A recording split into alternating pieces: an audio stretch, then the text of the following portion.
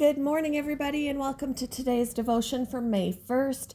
Today's devotion is titled Seeds of Faith, and the Bible reading is from 1 Peter chapter 3, verses 8 to 16. Finally, all of you, be like-minded, be sympathetic, love one another, be compassionate and humble. Do not repay evil with evil or insult with insult. On the contrary, repay evil with blessing, because to this you were called, so that you may inherit a blessing.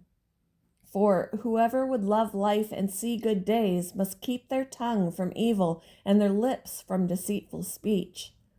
They must turn from evil and do good. They must seek peace and pursue it. For the eyes of the Lord are on the righteous, and his ears are attentive to their prayer. But the face of the Lord is against those who do evil. Who is going to harm you if you are eager to do good? But even if you should suffer for what is right, you are blessed.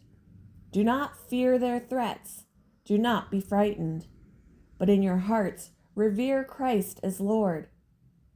Always be prepared to give an answer to everyone who asks you to give the reason for the hope that you have. But do this with gentleness and respect, keeping a clear conscience, so that those who speak maliciously against your good behavior in Christ may be ashamed of their slander. Last spring, the night before our lawn was to be aerated, a violent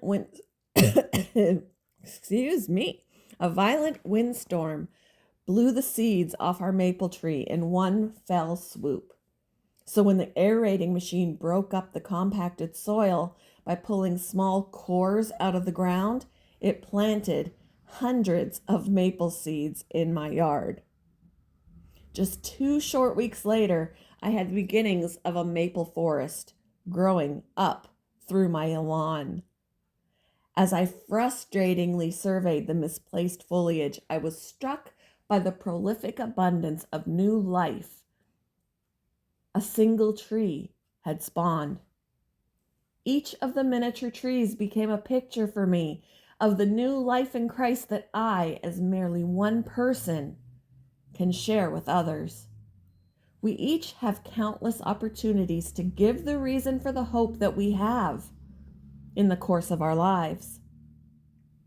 When we suffer for what is right with the hope of Jesus, it's visible to those around us and might just become a point of curiosity to those who don't yet know God personally.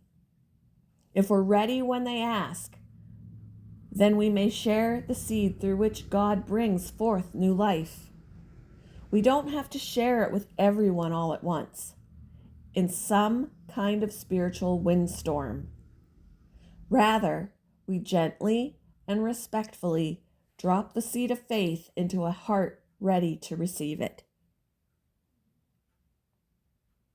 Who in your life is sharing or asking about the reason for your hope?